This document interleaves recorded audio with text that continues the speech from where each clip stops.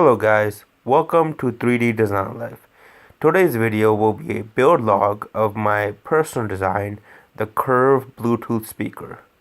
The first step in this build log is buying your donor speaker. The donor speaker costs around $20 and is far cheaper than buying individual parts, and since this is a donor speaker, you'll know that they will work together. This is what is left of your Bluetooth speaker after you got it for all that you need. Here's the circuit board with the buttons and lights still attached,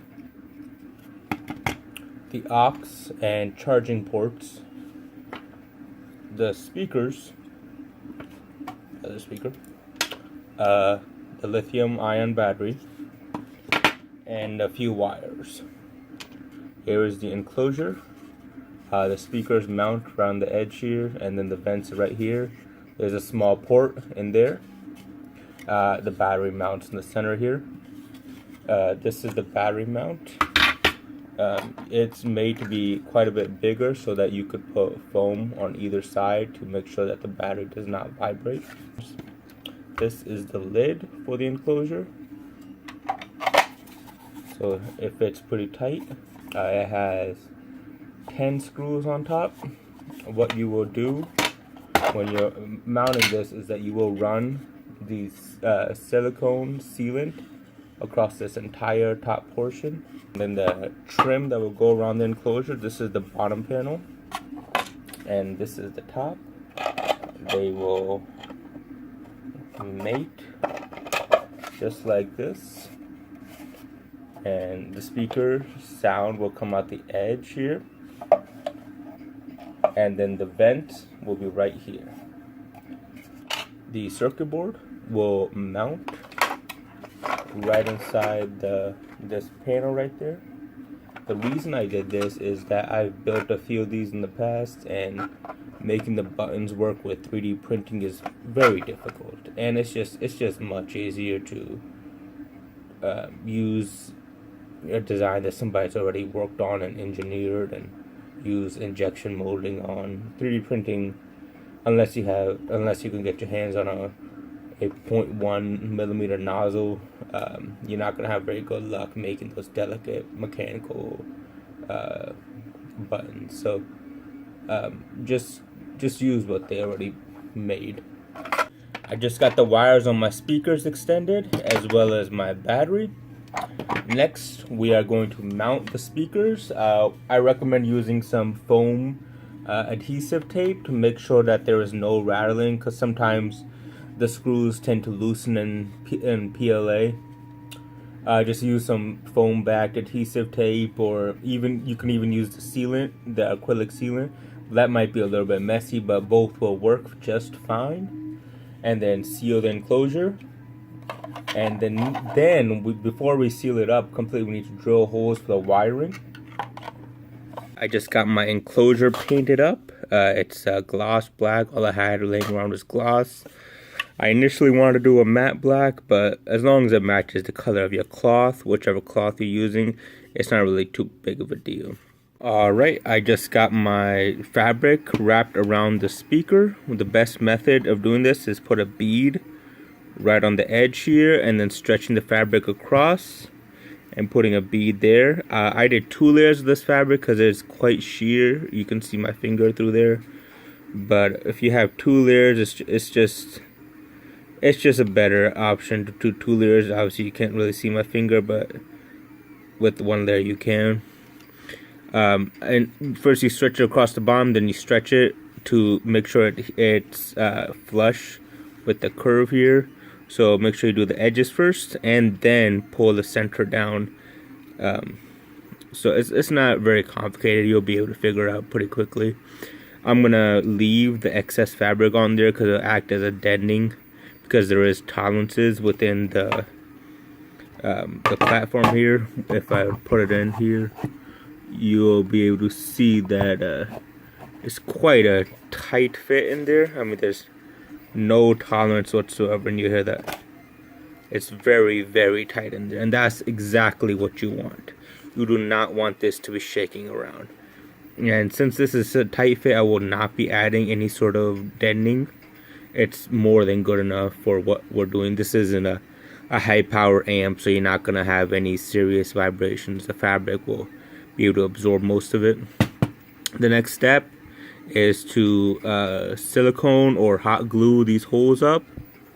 Alright, this is what it's going to look like in underneath. This is the aux input right here. And the circuit board is mounted. I just used a whole bunch of hot glue since this is a soft touch material. Not very many adhesives adhere to it, so the best way to do it is for something to adhere to the back, which is just a regular plastic, and then adhere to the 3D print. So this way, it's the most solid method of doing it. What I would recommend is putting a little bit of hot glue on these connectors. And when you connect, if you can, drop some super glue or something that will make sure the connection is tight. When you take apart the speaker, you'll notice that they use an adhesive, this yellowish adhesive right in there. That was from the original manufacturer. So it's not something that's uncommon.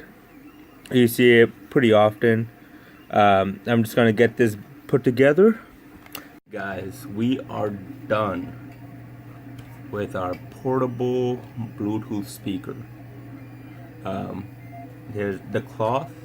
You just to put this together, all I did was just snap it together and put some hot glue.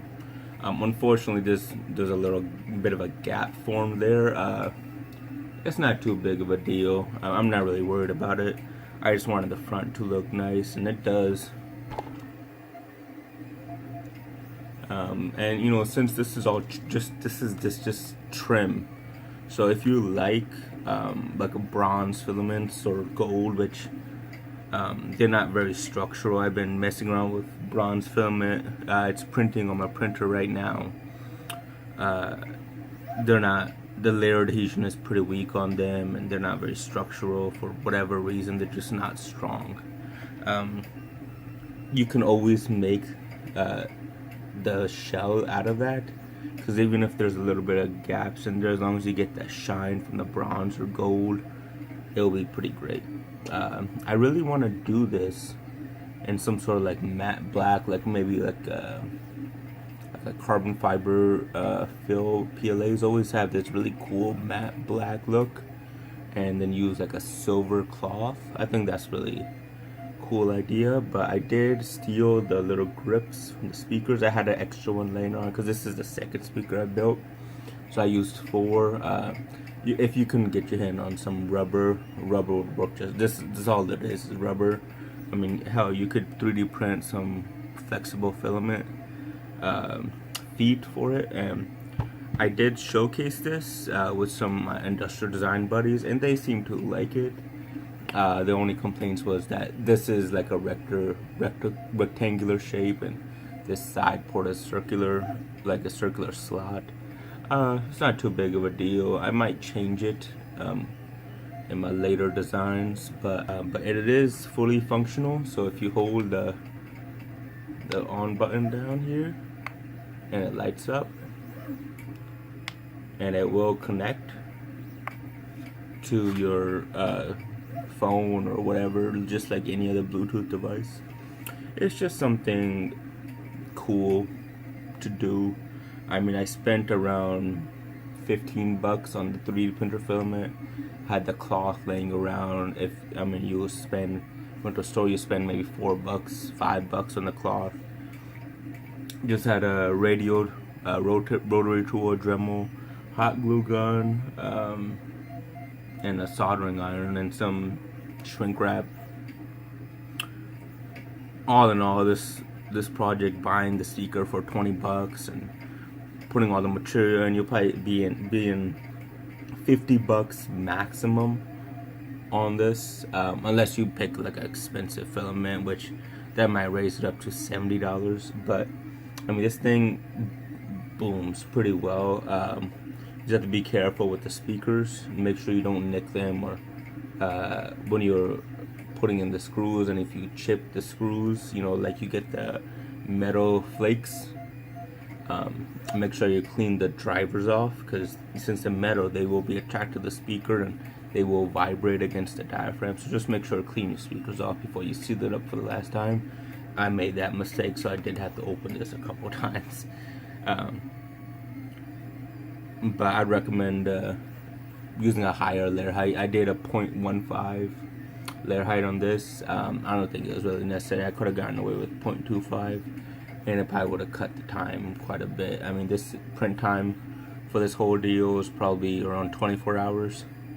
If I did a 0.25, it'd probably be 16 hours, which is far more doable. It gives you a lot of time. Print the enclosure first, so you can wire it up and seat the speakers in it while the trim is printing out. That's just a better use of your time. But this was overall a great project. I really hope you guys enjoy it, and you'll be getting a lot more of this stuff from me very soon. Please like or comment if you have any feedback. I really want to become successful at this YouTube thing. I really like enjoying them. I've been making projects like this for years, and I never really realized that I could be making these video vlogs about them. So you know, if YouTube could help me invest more money into doing more projects, that'd be pretty freaking amazing. You know, I really want to be successful at this. So please like, please comment, and please subscribe. That'd be very helpful.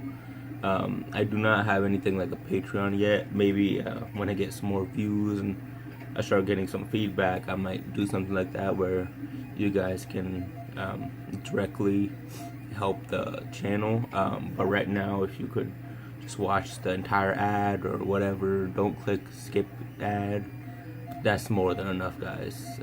I just love doing this sort of stuff, and hopefully YouTube gets me some more funds to make more projects and to make better videos, hopefully.